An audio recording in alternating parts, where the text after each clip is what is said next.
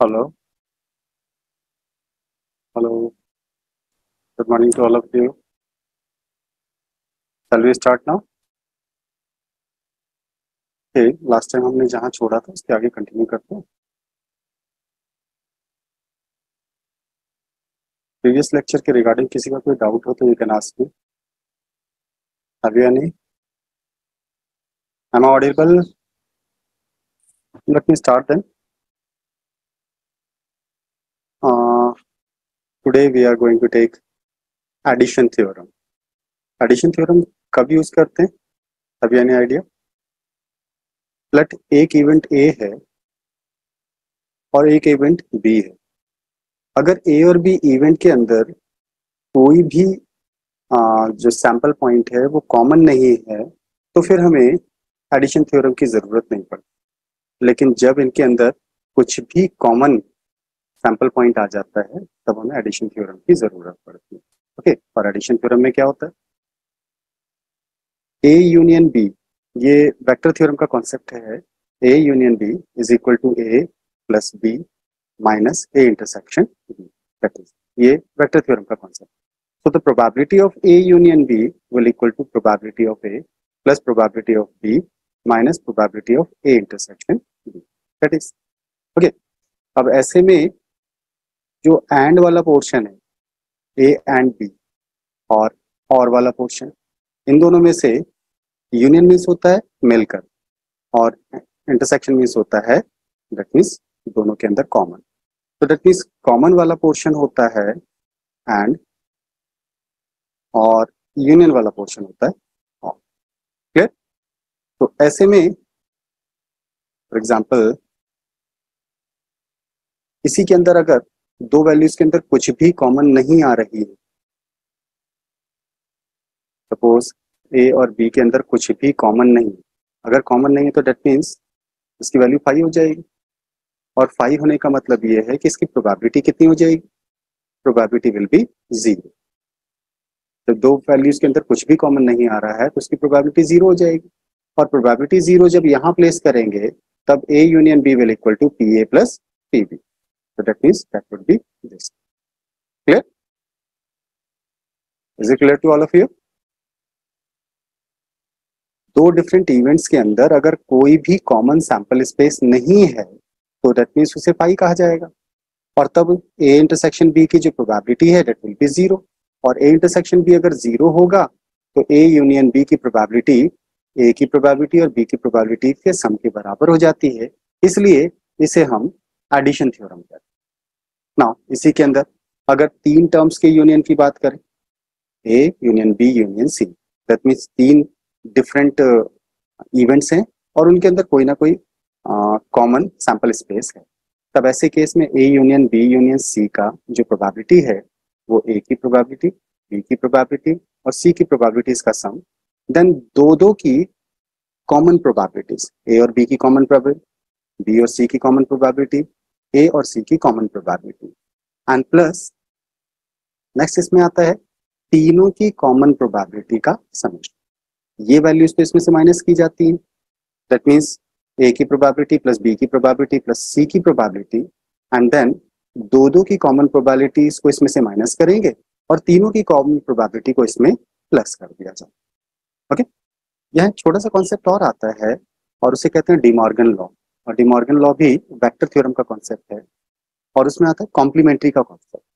अगर कॉम्प्लीमेंट्री हमने last time भी डिस्कस किया था, ए कोई इवेंट है तो ए का कॉम्प्लीमेंट्री वो कितना होता है? That is 1 minus A. That is okay, 1 means sample space, total probability में से ए को माइनस कर लेते हैं. अगर हम प्रोबेबिलिटी के पॉइंट ऑफ व्यू से बात करें तो probability of A dash will equal to 1 minus probability of, that is यहाँ पर अगर दो डिफरेंट इवेंट्स के यूनियन के पूरे का अगर आपको कॉम्प्लीमेंट्री आइडेंटिफाई करना हो तो डिमॉर्गन लॉ के अकॉर्डिंग ए का कॉम्प्लीमेंट्री यूनियन है तो रिवर्स हो जाएगा इंटरसेक्शन बी की प्रोबेबिलिटी. ओके, तो अब इसको करते कैसे? इस तरह का फॉर्मेट आपको दिया जाएगा जिसको रिवर्स में यूज किया जाए. दैट मीन्स ए की प्रोबेबिलिटी और बी की प्रोबेबिलिटी का इंटरसेक्शन इक्वल टू हो जाएगा ए और बी की कॉमन कॉम्प्लीमेंट्री लेकिन इंटरसेक्शन की जगह यूनियन हो जाए। क्लियर? इसी का रिवर्स भी होता है। अगर ए और बी के इंटरसेक्शन का कॉम्प्लीमेंट्री आइडेंटिफाई करना हो तो फिर ए का कॉम्प्लीमेंट्री एंड बी के कॉम्प्लीमेंट्री का इंटरसेक्शन की जगह यूनियन का। ओके, तो ये हमारा कॉम्प्लीमेंट्री का कॉन्सेप्ट है। नेक्स्ट दैट इज, यहाँ इस कॉन्सेप्ट को अगर हम यूज करते हैं तो हम कैसे लिखेंगे? Probability of A complementary and B complementary intersection will be A and B intersection है तो यूनियन पूरे का कॉम्प्लीमेंट। और इसकी वैल्यू अगर आइडेंटिफाई कर रहे हैं तो दैट मीन्स प्रोबेबिलिटी किसी भी इवेंट की कॉम्प्लीमेंट्री को अगर आइडेंटिफाई करते हैं तो 1 minus probability of the event, तो A union B. Okay, so that would be the probability. Now, second आता complementary probability. Complementary probability में जनरली किसी एक इवेंट और एक दूसरे इवेंट में रिलेशन इस तरह का दिया होता है, you have to find out the probability of A when B has already occurred. The B पहले ही happen हो चुका है, that means B एक ऐसा इवेंट है जो ऑलरेडी अकर कर चुका है, तब उस केस में ए की प्रोबेबिलिटी कितनी हो जाएगी, इसको आइडेंटिफाई करने का कॉन्सेप्ट कंडीशनल प्रोबेबिलिटी होता है। और इसको आइडेंटिफाई करने का कॉन्सेप्ट होता है ए की प्रोबेबिलिटी अगर आइडेंटिफाई करनी है when B has already occurred तो इसे कहा जाता है लाइक दिस, इस फॉर्मेट में इसको रिप्रेजेंट कर। Probability of A when B has already occurred को आइडेंटिफाई करने का तरीका होता है probability of A intersection B divided by probability of, that means which has already occurred, उसकी probability नीचे आएगी और दोनों के intersection की probability ऊपर आती है। ये इसका एक फॉर्मूला हो जाए। Clear? That's the conditional probability. अब मल्टीप्लिकेशन थ्योरम क्या होता है?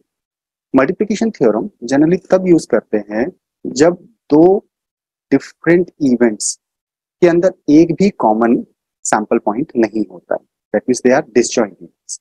अगर ये डिसजॉइंट इवेंट्स हैं तब इस केस में मल्टीप्लिकेशन इवेंट नहीं, that is actually independent event होता है। That is this, independent event को पहले डिस्कस कर लेते हैं फिर हम उसे डिस्कस करें। तो इंडिपेंडेंट इवेंट क्या होता है? जब एक इवेंट ए के हैपनिंग का इवेंट बी पर कोई फर्क नहीं पड़ता और इवेंट बी की हैपनिंग का इवेंट ए पर कोई फर्क नहीं पड़ता है, तब इन दोनों को इंडिपेंडेंट इवेंट कहा जाता है। फॉर एग्जाम्पल, अगर हम एक कॉइन को टॉस करते हैं और एक डाइस को रोल करते हैं, ओके, तो टॉस के रिजल्ट का डाइस के रिजल्ट पर कोई फर्क पड़ता है क्या? टॉस को, मतलब एक कॉइन को अगर हम टॉस कर रहे हैं तो उसमें हेड या टेल आने का डाइस पर 1 2 3 4 5 6 में से कोई सा भी एक नंबर आने पर क्या ये दोनों एक दूसरे से रिलेटेड हैं? नहीं, तो that means they are known as independent event. Clear? अब जब दो इवेंट्स इंडिपेंडेंट इवेंट्स होते हैं तब ऐसे में इन दोनों की कॉमन प्रोबेबिलिटी को आइडेंटिफाई करने का तरीका होता है दोनों की सेपरेट प्रोबेबिलिटीज का प्रोडक्ट। ओके, तो दैट मींस दो इंडिपेंडेंट इवेंट्स की प्रोबेबिलिटीज, कंबाइंड प्रोबेबिलिटी आइडेंटिफाई करने का तरीका होता है दोनों की सेपरेट प्रोबेबिलिटीज का प्रोडक्ट। Is it clear? ये इंडिपेंडेंट इवेंट होता है। एंड नेक्स्ट, ये अभी हमने डिस्कस किया था कि अगर कंडीशनल प्रोबेबिलिटी की बात करें तो कंडीशनल प्रोबेबिलिटी का रिजल्ट होता है दैट इज, अगर ए की प्रोबेबिलिटी आइडेंटिफाई करनी है when B has already occurred, then the probability of A when B has already occurred will be probability of A intersection B divided by probability of B. That is, इसी को cross multiply करके ऐसा लिखा गया। तो that means B से अगर हम इधर मल्टीप्लाई कर देते हैं तो that becomes probability of A when B has already occurred into P B will equal to probability of A intersection B. Clear? इसी रिजल्ट को यहां पर लिखा गया, दैट इज मल्टीप्लिकेशन। चलिए इसका एक एग्जांपल देखते हैं। Find the probability that a card drawn from a pack of cards will be a red और अ पिक्चर कार्ड। या तो रेड कार्ड होगा या पिक्चर कार्ड होगा, तो इसकी प्रोबेबिलिटी आइडेंटिफाई कर ना। तो हमारे पास दो इवेंट हैं, एक इवेंट तो है रेड कार्ड और दूसरा picture card. So that means, what is the question? Probability that a card drawn from a pack of cards will be a red card or a picture card. तो अब red card की probability के according अगर बात करें तो pack के अंदर टोटल 52 कार्ड में से आधे कार्ड्स हमारे रेड कलर के कार्ड्स होते हैं और आधे हमारे ब्लैक कलर के कार्ड्स होते हैं. तो दैट मींस रेड कलर के कितने कार्ड्स हो जाएंगे? 26. So the probability of being the card a red card will be 26 by 52. Clear? That is simplify करेंगे 1/2. अब इधर आते हैं पिक्चर कार्ड. तो पिक्चर कार्ड्स हमारे होते हैं ए पिक्चर कार्ड नहीं, जे यू एंड के, जैक क्वीन एंड किंग. अब पैक के अंदर 4 जैक्स होते हैं, 4 क्वीन एंड 4 किंग. तो दैट मींस टोटल 12 कार्ड्स हैं जो हमारे पिक्चर कार्ड्स होते हैं. क्लियर? तो पिक्चर कार्ड होने की प्रोबेबिलिटी कितनी हो जाएगी? 12 out of 52. Is it clear? So A intersection B will be A intersection B will be, that is ये आपके पास है, PB की वैल्यू आपके पास है और that is 3/13. So that would be A intersection B will be, हमारी जो theorem है that is this one. Okay, the intersection B will be PA when B probability of B when A has already occurred, या फिर probability of A when B is already occurred into P. Okay, इस concept के according there are question क्या कहा है? Will be a red card or a picture card. Question में कुछ missing है डेटा. कंडीशनल प्रोबेबिलिटी का क्वेश्चन नहीं हुआ ना, ये तो सिंपल क्वेश्चन हो गया हमारा. आइदर दिस वन और दिस वन की कंडीशन है ये तो, क्योंकि कंडीशनल प्रोबेबिलिटी का क्वेश्चन इसलिए नहीं हो रहा क्योंकि इसमें ये नहीं कहा गया है कि what is the probability of red when it being a picture card. That would be the probability condition. ठीक है, तो अभी तो हमसे कहा आइदर अ रेड कार्ड और अ पिक्चर कार्ड. तो इसमें आई थिंक शायद इसमें क्वेश्चन में कुछ मिसिंग है. ओके, ये वाला क्वेश्चन लास्ट टाइम हम कर चुके थे एंड दैट वाज आल्सो, ये भी हमारा last time complete. Okay, next एक बहुत इंपॉर्टेंट वाला कॉन्सेप्ट आता है और वो है हमारा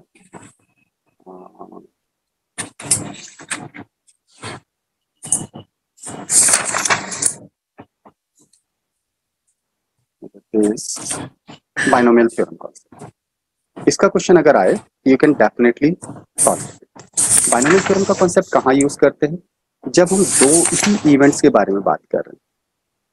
इवेंट एक ही है, उसके 2 रिजल्ट्स होंगे. ठीक है, एक ही इवेंट के 2 रिजल्ट्स होंगे. फॉर एग्जांपल अगर आप कॉइन को टॉस करते हैं तो टॉसिंग ऑफ कॉइन में 2 ही आउटपुट्स आते हैं, आइदर हेड और टेल. ठीक है, तो अब अगर आपसे कहा जाता है हेड आने की कंडीशंस, तो हेड आने की कंडीशन हमारी होती है 1/2. सेकंड हेड नहीं आने की condition that is also 1/2. Clear? तो दैट मींस कोई भी एक स्पेसिफिक कंक्लूजन अगर आपसे पूछा गया है, स्पेसिफिक इवेंट की हैपनिंग के रिगार्डिंग कहा गया है, तो that is the success of the event. और अगर नॉट हैपनिंग के बारे में कहा जाता है तो that is failure of the event. Okay, तो ऐसे में अगर हमसे कहा जाता है कि अगर आपको कॉइन को टॉस करना है, कॉइन को टॉस करना है, लेकिन बाइनोमियल थ्योरम का जो कॉन्सेप्ट है उसमें टॉसिंग अ कॉइन को बार बार रिपीट करना होता है. दैट मींस रिपीटेड इवेंट होता है. ठीक है, तो जब भी कोई रैंडम एक्सपेरिमेंट को बार बार रिपीट किया गया हो और उसके अंदर केवल 2 ही आउटपुट्स होते हों, आइदर सक्सेस और फेलियर, आइदर सक्सेस और फेलियर. अब सक्सेस और फेलियर का मतलब क्या है? अगर सपोज आप डाइस को थ्रो करते हैं तो डाइस को थ्रो करने पर आपसे कहा जाता है 5 आना, तो 5 आने का मतलब सक्सेस है, और 5 नहीं आना, not 5, that is failure. Is it clear? Okay, तो दैट मीन्स किसी भी इवेंट के अंदर जब 2 ही आउटपुट्स हों, आइदर सक्सेस और फेलियर। तो सक्सेस और फेलियर के जो आउटकम्स आएंगे, उनकी जो प्रोबेबिलिटीज होंगी, उन प्रोबेबिलिटीज का सम हमेशा कितना होना चाहिए? 1 होना चाहिए। फॉर एग्जाम्पल अगर हम बात करते हैं 5 आने की प्रोबेबिलिटी, तो दैट इज 1/6, और 5 नहीं आने की प्रोबेबिलिटी, दैट वुड बी 5/6। इन दोनों का सम कितना होगा? 1 हो जाएगा।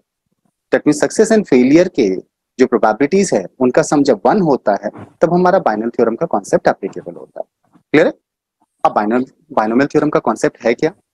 बाइनोमियल थ्योरम के कॉन्सेप्ट के अकॉर्डिंग सक्सेस को अगर आप सपोज पी से डिनोट कर, यहाँ जो इन्होंने फॉर्मेट दिया है उसके अकॉर्डिंग सक्सेस को इन्होंने डिनोट किया है पी से, और फेलियर को इन्होंने डिनोट किया 1 माइनस पी से। क्लियर? तब ऐसे केस में सपोज इवेंट को 10 टाइम्स रिपीट किया गया, इवेंट 10 टाइम्स रिपीटेड, जितनी बार रिपीट किया दैट इज एक्चुअली एन, ये हमारे लिए एन हो जाए। ओके, अब इसमें से सपोज आपसे कहा जाता है एक कॉइन को टॉस करना है, लेट 10 टाइम्स कॉइन को टॉस कर। आपसे कहा जाता है 10 टाइम्स टॉस करने पर 4 हेड होने की प्रोबेबिलिटी बताओ। ओके, क्वेश्चन समझ में आ रहा है? हाँ, किसी कॉइन को अगर 10 टाइम्स टॉस किया जाता है तो दैट मीन्स रिपीट कितनी बार किया गया? 10 टाइम्स, और उसमें 4 हेड होने की प्रोबेबिलिटी का। अब इसमें अगर हम सक्सेस की बात करें तो सक्सेस कितना है? हेड आने की प्रोबेबिलिटी, एक कॉइन को टॉस करने पर हेड आने की प्रोबेबिलिटी 1/2, और फेलियर की प्रोबेबिलिटी कितनी हो जाएगी? हेड आ रहा है तो 1/2, हेड नहीं आएगा तो टेल आएगा, that means that is 1/2। Is it clear?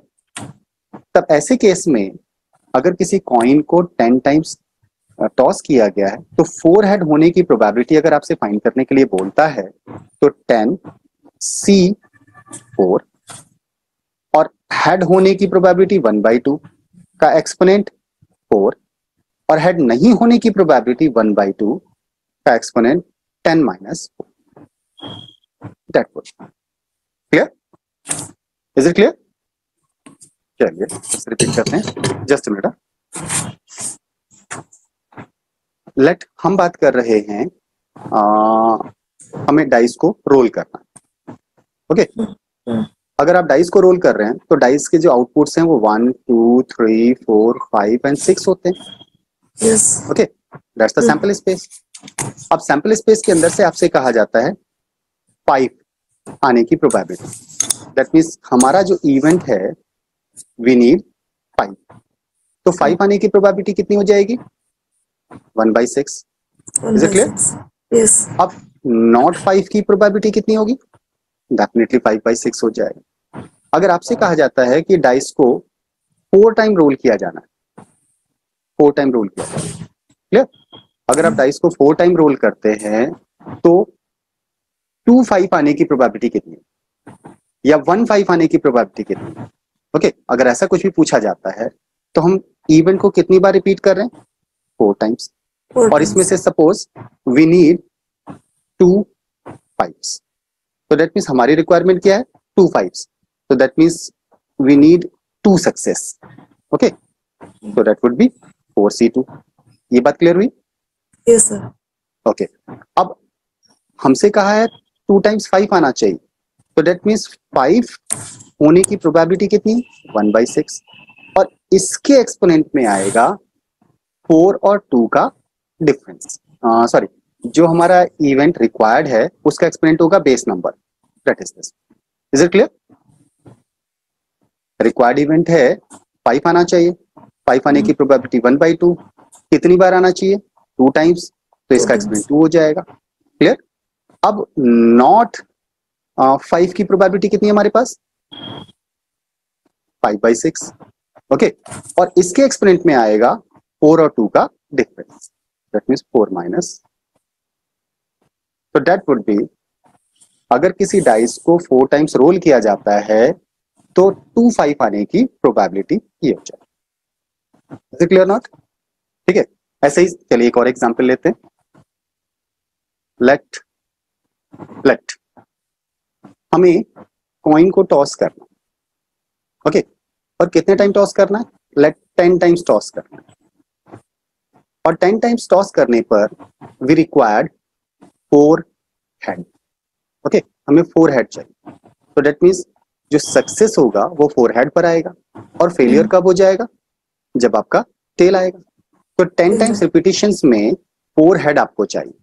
Okay, तो अब कॉइन को जब हम टेस्ट करते हैं, टॉस करेंगे, तो हेड होने की प्रोबेबिलिटी कितनी होती है, 1/2। Okay, and not head, not head का मतलब एच बार, तो नॉट हेड की प्रोबेबिलिटी कितनी हो जाएगी, 1/2। Is it clear? Not head का मतलब कॉम्प्लीमेंट्री ऑफ हेड हो गया ना। Is it clear not? 10 time किया है तो इसमें 10 से नहीं, जस्ट अभी एक कॉइन के बारे में बात कर रहे हैं, ठीक है। Okay. एक कॉइन को अगर आप टॉस कर रहे हैं, तो एक कॉइन को टॉस करने पर हेड होने की प्रोबेबिलिटी 1/2 होती है, और हेड नहीं होने का मतलब टेल होना, और टेल होने की प्रोबेबिलिटी हो जाएगी 1/2। Is it clear?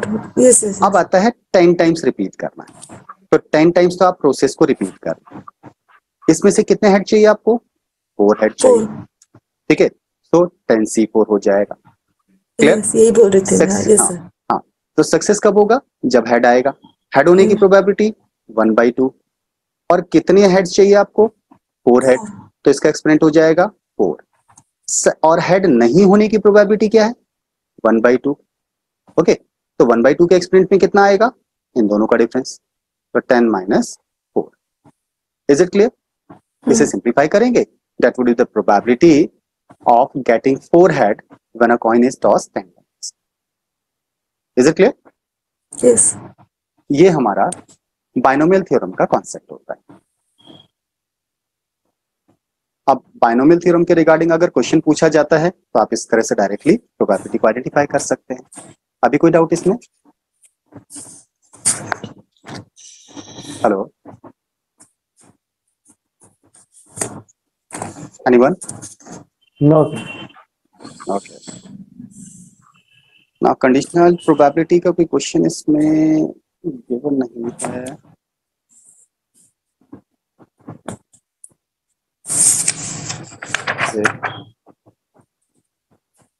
चलिए इसको देखते हैं। A bag contains red and blue marbles. 2 marbles are drawn without random replacement. The probability of selecting a red marble and then a blue marble is 0.2. The probability of selecting a red marble on the first draw is 0.5. चलिए इसको देखते भी चलते हैं, actually given क्या है हमें। हाँ, हमें गिवन था एक इवेंट है जिसमें first marble should be red, okay, and एक और इवेंट दिया है बी, सेकंड मार्बल ब्लू, ठीक है, selecting a red marble and a blue marble, उसके बाद देन ब्लू मार्बल। तो फर्स्ट इवेंट हमारा हो गया रेड मार्बल सिलेक्ट करना, और सेकंड इवेंट हमारा हो जाता है ब्लू मार्बल सिलेक्ट करना। एंड प्रोबेबिलिटी ऑफ ए आपको गिवन है, ए की probability that is probability of selecting a red marble and then a blue marble is 0.2. अब A marble after blue की probability this one है, the probability of selecting a red marble that is this one. red marble हमारा first event था, तो उसकी probability आपको given है। आपका क्वेश्चन है what is the probability of selecting a blue marble on the second draw given that first marble draw was red. Okay, तो अब कंडीशन क्या है, फर्स्ट वाला रेड होना चाहिए, that means A already occur, okay, and B event के बारे में हमें आइडेंटिफाई करना, दैट मींस ये हमें आइडेंटिफाई करना है कितना। क्लियर है? तो बी ओवर ए फाइंड करना है। इसको आइडेंटिफाई करने का तरीका होता है probability of B intersection A over जो नीचे लिखा है इसकी प्रोबेबिलिटी ऑफ ए। ये बात समझ में आई या नहीं, बोलो। क्वेश्चन के अकॉर्डिंग हमसे कहा है what is the probability of selecting a blue, that means blue की प्रोबेबिलिटी हमसे पूछा है, तो बी हमसे पूछा गया, और इसमें कंडीशन क्या दिया गया, first marble drawn was red. इसका मतलब कंडीशन ए जो है वो ऑलरेडी अकर्ड हो चुका है, ऑलरेडी अकर्ड नीचे आता है, और जो आपसे पूछा गया उसको ऊपर रखते हैं, तो that means probability of B when A has already occurred, इसको लिखा जाता है पी बी ओवर ए। और इसकी वैल्यू को आइडेंटिफाई करने का तरीका होता है बी और ए का इंटरसेक्शन की प्रोबेबिलिटी डिवाइडेड बाय ए की probability. Okay, A intersection B की प्रोबेबिलिटी 0.28 गिवन था और ए की प्रोबेबिलिटी 0.5, सिंप्लीफाई करने पर 0.56 हो। Is it clear? तो that was the conditional probability. Conditional probability और बाइनोमियल थ्योरम हमारे दो ही ये स्पेसिफिक कॉन्सेप्ट थे जो प्रीवियस लेक्चर में हमारे छूटे। इन दोनों के साथ हमारा प्रोबेबिलिटी का सेक्शन जो एक्चुअली एग्जाम में अटेम्प्ट करने के लिए हो सकता है वो हमारा ऑलमोस्ट कंप्लीट। क्लियर है?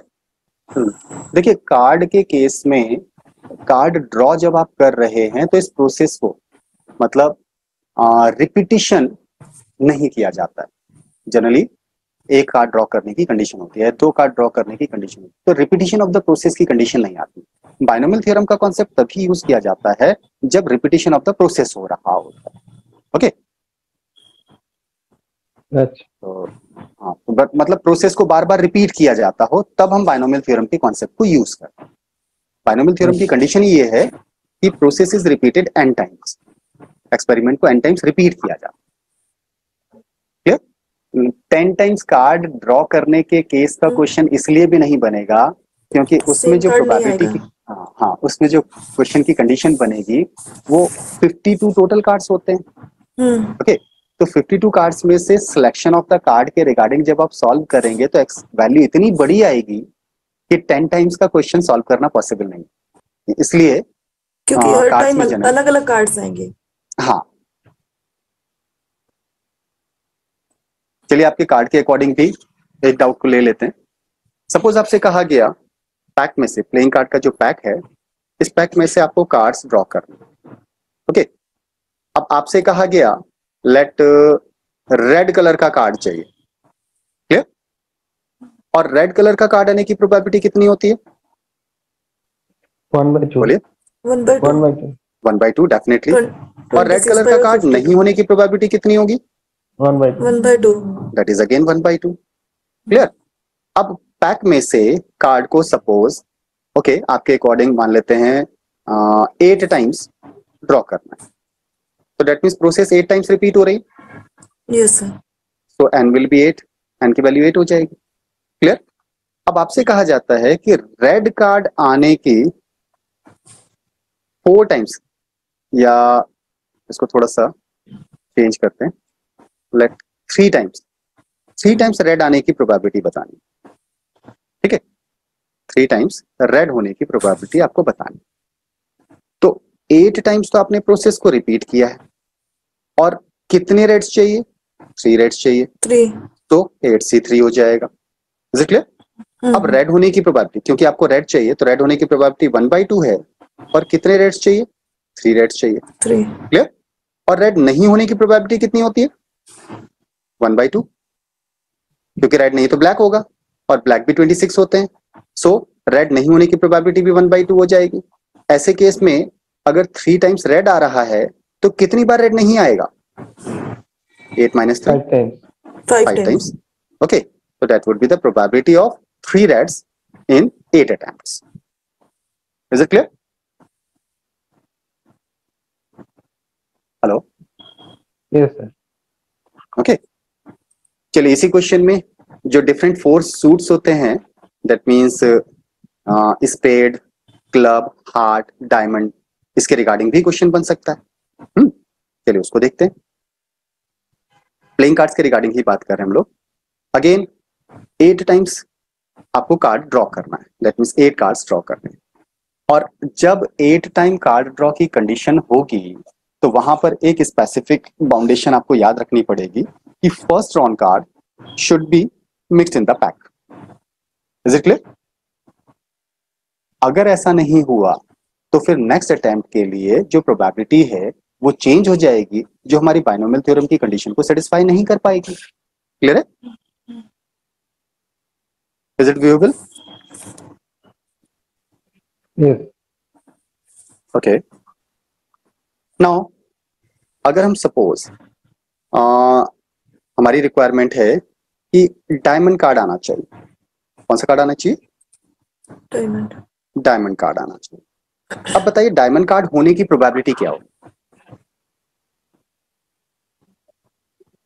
डायमंड के 13 कार्ड्स होते हैं, 13/52। सिंप्लीफाई करेंगे तो 1/4, तो डेट मीन्स डायमंड कार्ड होने की प्रोबेबिलिटी कितनी है? 1/4, 1/4। एंड नॉट डायमंड की प्रोबेबिलिटी कितनी हो जाएगी? 3/4, 3/4 हो जाएगी। क्लियर? आप प्रोसेस को 8 टाइम्स रिपीट कर रहे हैं and you need 3 times diamond card. Clear?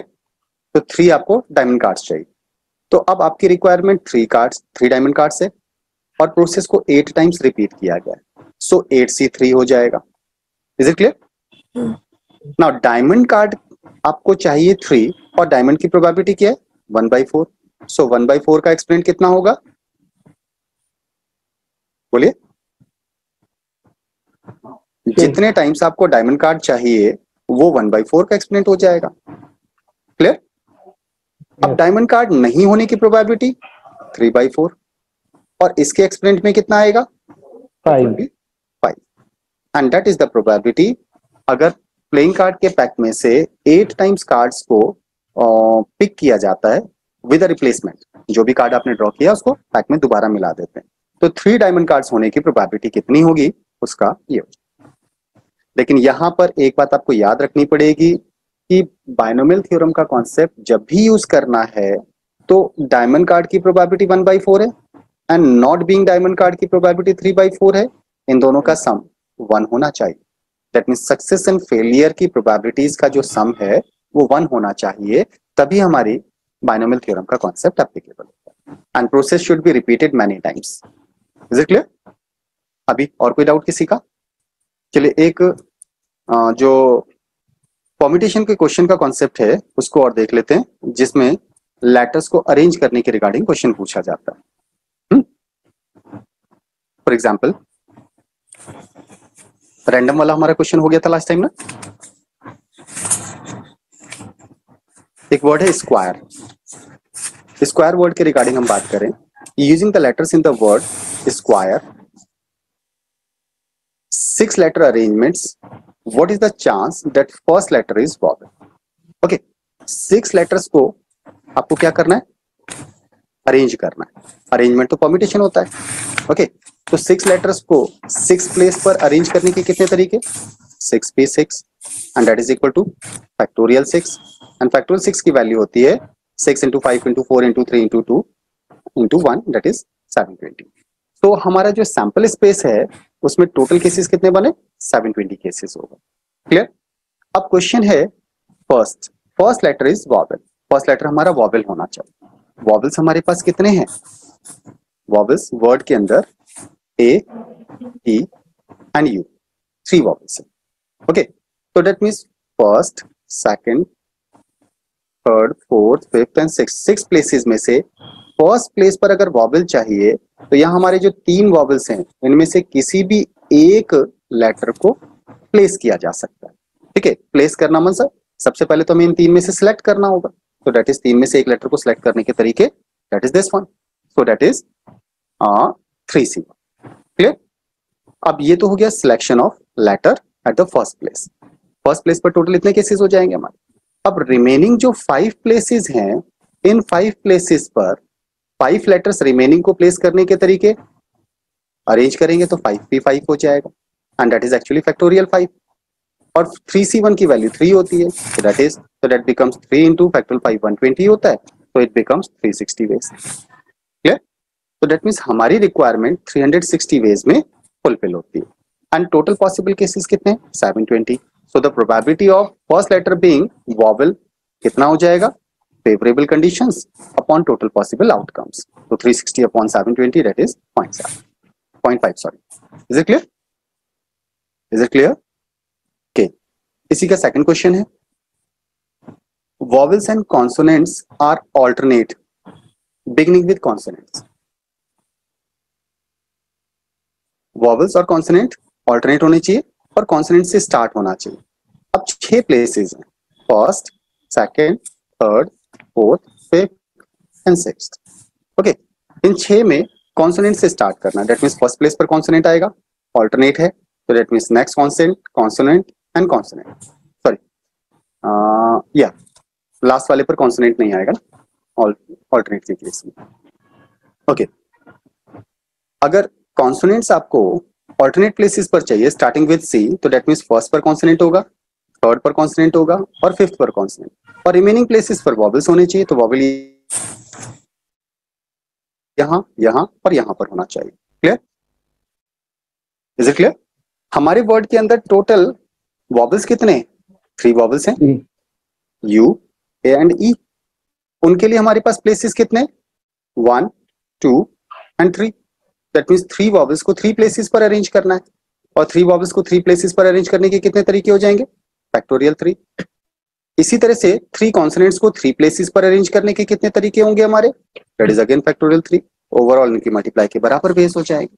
So vowels and consonant के ऑल्टरनेट प्लेसेस पर आने की जो कंडीशन, जो हमारी फेवरेबल कंडीशन है, उसको फिलफिल करने की टोटल कंडीशंस कितनी हो गई? Factorial 3 is 3, sorry 6, and factorial 3 is 6, तो 6 6 36।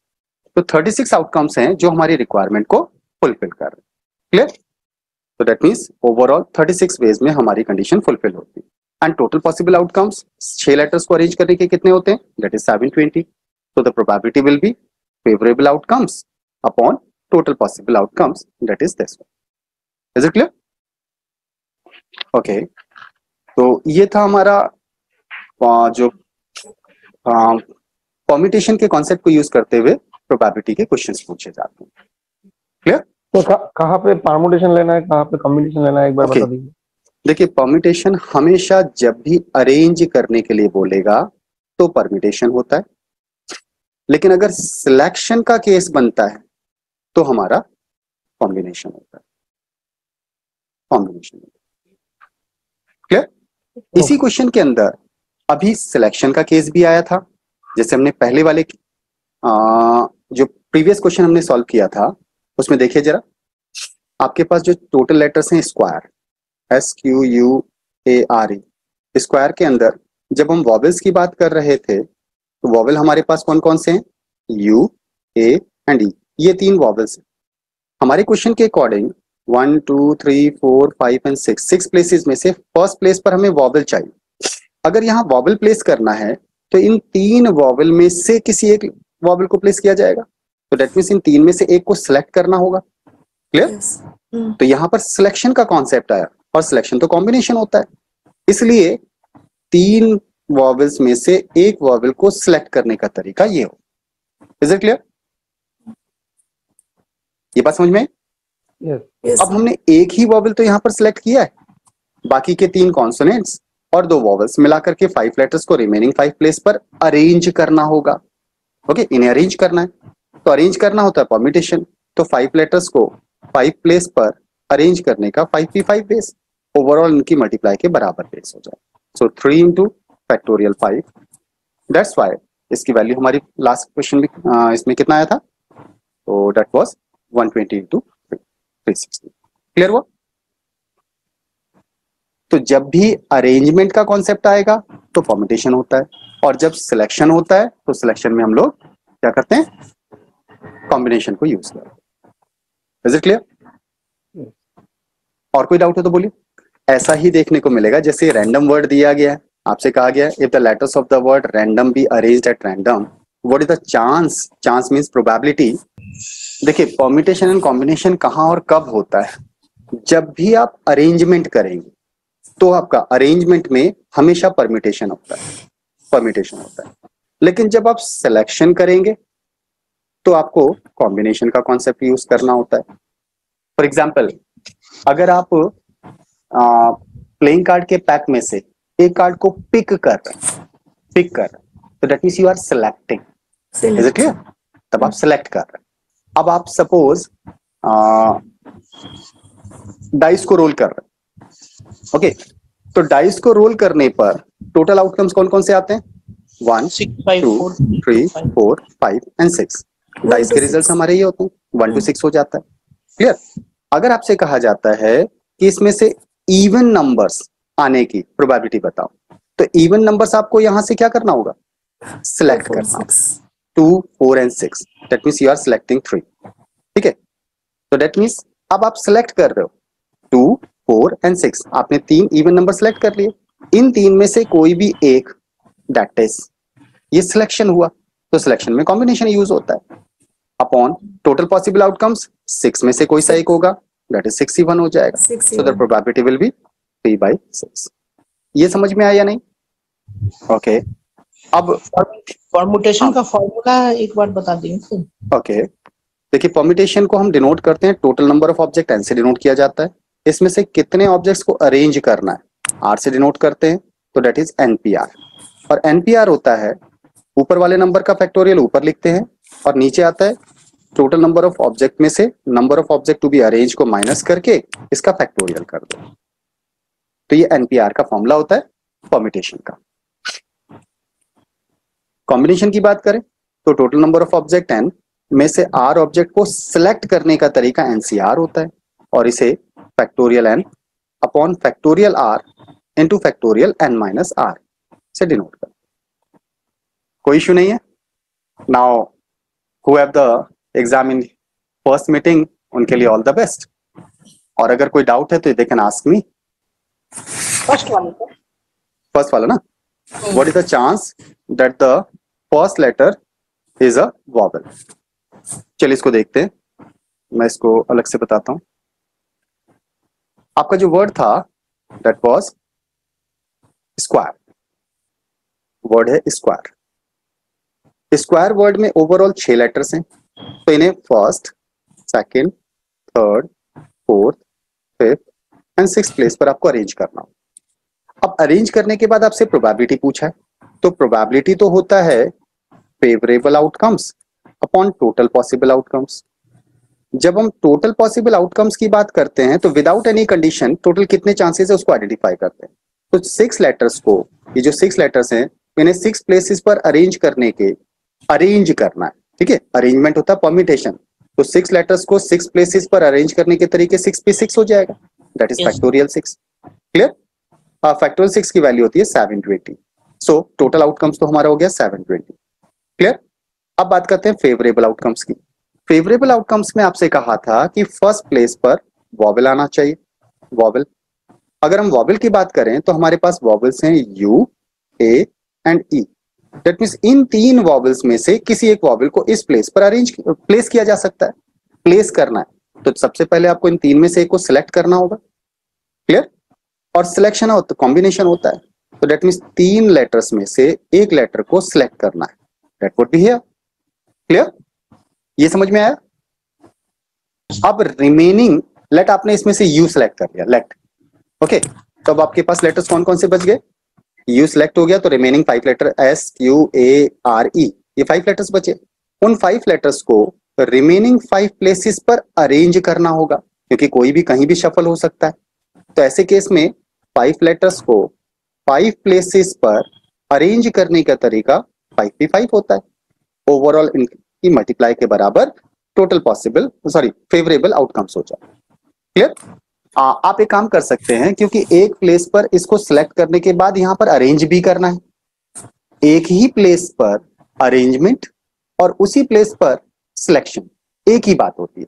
रीजन ये है कि 3p1 की वैल्यू निकालोगे तो भी 3 आएगा और 3c1 की वैल्यू निकालोगे तो भी 3 आता है। क्लियर? 3p1 भी 3 होता है और 3p3 की वैल्यू भी 3 होती है।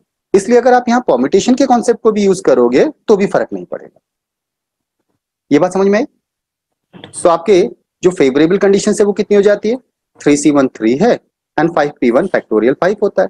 फैक्टोरियल 5 की वैल्यू 120 और 3 से इसका मल्टीप्लाई करेंगे तो that becomes 360। So favourable outcomes हो जाता है 360। सो the probability will be 0.5। Is it clear? और कोई डाउट किसी का? Yes sir, clear. सर एक कार्ड वाला एक क्वेश्चन है। हाँ बोलिए बोलिए। सेकंड क्वीन, अब सेकंड का मतलब तो 1 by 1 होगा, फिर सिलेक्शन आपका 1 by 1 होना चाहिए। अगर 1 by 1 सिलेक्शन है तो फिर यहाँ ये बात मैटर करती है कि फर्स्ट कार्ड जो आपने ड्रॉ किया था उसे पैक में मिलाओगे या नहीं मिलाओगे। तो क्वेश्चन में ऐसा कहीं दिया हुआ?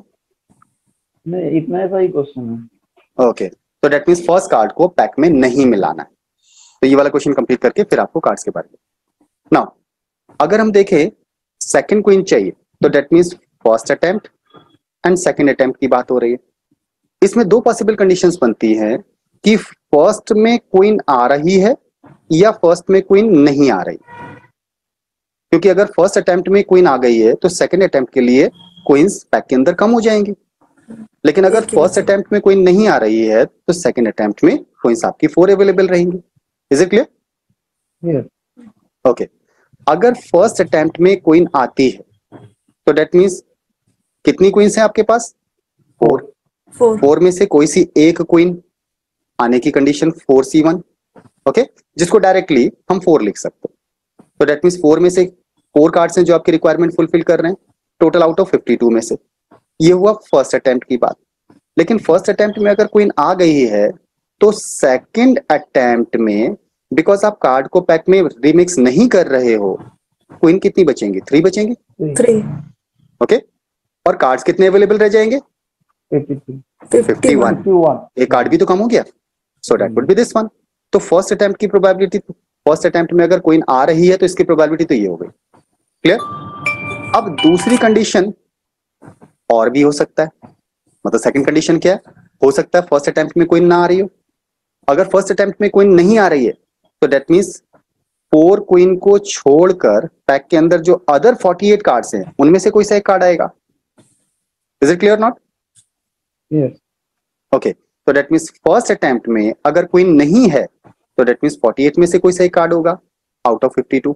तो दैट मींस क्वीन नहीं होने की प्रोबेबिलिटी ये हो गई। अब फर्स्ट में अगर क्वीन नहीं आई है तो फिर सेकंड अटेम्प्ट के लिए आपके पास पैक के अंदर 4 क्वींस आर अवेलेबल, लेकिन एक कार्ड कम हो जाएगा, दैट इज दिस वन। 51 तो सेकंड अटेम्प्ट की प्रोबेबिलिटी इतनी हो जाएगी, बिकॉज दिस वन और दिस वन तो आइदर और में प्लस होता है, तो that should be the probability. Is it clear? Hello, who has asked the question? उन्हें क्लियर हुआ या नहीं? हाँ Yes, सर, sir. हाँ. ओके, चलिए, आपने एक पूछा कि जो पैक होता है उसकी टोटल डिटेल्स के बारे में बात करें तो पैक के अंदर टोटल कार्ड्स कितने होते हैं? 52। ये जो 52 कार्ड्स हैं वो 4 तरह के कार्ड्स में डिवाइडेड होते हैं। 4 स्वीट्स होते हैं इनके, diamond, heart, spade and club. ये 4 तरह के कार्ड्स होते हैं। ईच ऑफ टाइप के 13 कार्ड्स होते हैं। 13 इसके, 13 इसके, 13 इसके एंड 13 इसके कार्ड्स होते हैं। डायमंड और हार्ट ये रेड कलर के कार्ड्स होते हैं, जबकि स्पेड और क्लब ब्लैक कलर के कार्ड्स होते हैं। 13 13 26 कार्ड्स आपके रेड कलर के हो गए एंड 26 आपके ब्लैक कलर के कार्ड्स हो गए। और ये जो कार्ड्स हैं ये 2 से लेके 10 तक तो नंबर्स होते हैं, और इसके अलावा aces, jack, queen and king 4 alphabetical cards होते हैं, और ईच ऑफ टाइप के पास ये कार्ड्स होंगे। इस तरह से हमारे पैक के अंदर नंबर वाले कार्ड्स कितने हो गए टोटल? न्यूमेरिकल कार्ड्स जिनको बोलेंगे 2 to 10 9 कार्ड्स हो गए। 2 to 10 9 कार्ड्स, तो 9 9 9 9 दैट मींस 36 कार्ड्स हमारे नंबर वाले कार्ड्स होते हैं। क्लियर? अब Yes, sir. ए जे क्यू के ये अल्फाबेटिकल कार्ड्स हैं। अल्फाबेटिकल कार्ड्स, अल्फाबेट्स, ए जे के क्यू के 4 होते हैं। हाँ 4 4 होते हैं, ठीक है। अल्फाबेटिकल कार्ड्स को ही ऑनर कार्ड्स भी बोलते हैं, इनको ऑनर कार्ड्स भी कहा जाता है। तो 4 4 4 4 दैट मींस 16 कार्ड्स हो जाएंगे। Is it clear? Yes, अब ऑनर कार्ड्स के बाद एक और टर्म आता है that is face card. Face card, जो अल्फाबेटिकल कार्ड्स हैं इनमें से ए के ऊपर फेस नहीं बना होता है, बाकी जैक, क्वीन एंड किंग के ऊपर फेस बना होता है। That means each of sweets में 3 कार्ड्स हैं जिनके ऊपर फेस बना होता है, तो 3 3 3 एंड 3, तो that means 12 cards are face cards. तो फेस कार्ड्स होते हैं jack, queen and king, these are the face cards. Clear? अब नंबर वाले कार्ड्स जो हमने 36 लिए, इन 36 में से आधे रेड और आधे ब्लैक होंगे, तो दैट मींस 18 रेड हो जाएंगे और 18 ब्लैक हो जाएंगे। ऐसे 16 जो ऑनर कार्ड्स हैं इनमें से आधे रेड और आधे ब्लैक होंगे, तो that means 8 red and 8 black.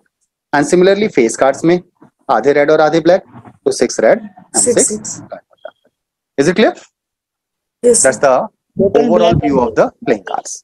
26 हों, क्योंकि स्पेड और क्लब 13 13 26 कार्ड्स हमारे ब्लैक हो। क्लियर? Anything else? इसी को एक बार और बता दीजिए सर, बस 2 मिनट। ओके, देखिए ओवरऑल 4 स्वीट्स के कार्ड्स होते हैं, diamond card, red card, sorry just a minute, okay हाँ, 4 स्वीट्स के कार्ड्स में डायमंड कार्ड, हार्ट, ये दोनों रेड कलर के कार्ड्स होते हैं, स्पेड एंड क्लब ये दोनों ब्लैक कलर के कार्ड्स होते हैं। 13 कार्ड्स ईच ऑफ स्वीट्स के होते हैं हमारे, तो दैट मीन्स ओवरऑल 52 कार्ड्स हो गए पैक के अंदर, जिसमें से 13 + 13 26 रेड कलर के कार्ड्स होंगे और 13 + 13 26 ब्लैक कलर के कार्ड्स होंगे। और ये सारे के सारे कार्ड्स 2 से 10 तक नंबर्स और इसके अलावा ए एसिस, जे जैक, क्यू क्वीन एंड के किंग्स ये कार्ड्स होते हैं, तो ओवरऑल 13 कार्ड्स हो जाते हैं हमारे। तो 2 से 10 तक के जो नंबर्स हैं दैट मीन्स ये 9 कार्ड्स हुए, तो 9 each of type means 36 cards हमारे न्यूमेरिकल कार्ड्स हो जाएंगे। और अल्फाबेटिकल कार्ड्स की बात करें तो 4 alphabetical cards of each sweets that means 16 हमारे अल्फाबेटिकल कार्ड्स हो जाते हैं। अब ये जो अल्फाबेटिकल कार्ड्स हैं इनमें से ए के ऊपर फेस नहीं बना होता है, ए के ऊपर फेस नहीं होता है, बाकी जैक, क्वीन एंड किंग के ऊपर फेस बना होता है, इसलिए इन्हें फेस कार्ड बोलते हैं, दे आर फेस कार्ड्स। तो face card 3 each of sweets के अकॉर्डिंग 12 हमारे फेस कार्ड्स हो जाते हैं। और जो भी आपने टोटल डेटा लिखा है उसमें आधे ब्लैक और आधे आपके रेड्स होते हैं। Is it clear now? Yes sir. और किसी का कोई डाउट हो तो बोलिए, बोलिए किसी और का कोई डाउट हो तो। एनीवन? किसी का नहीं? Can we wind up the class now? Hello, yes sir. तो वाइंड अप करें क्लास फिर? Okay. Okay, thank you class.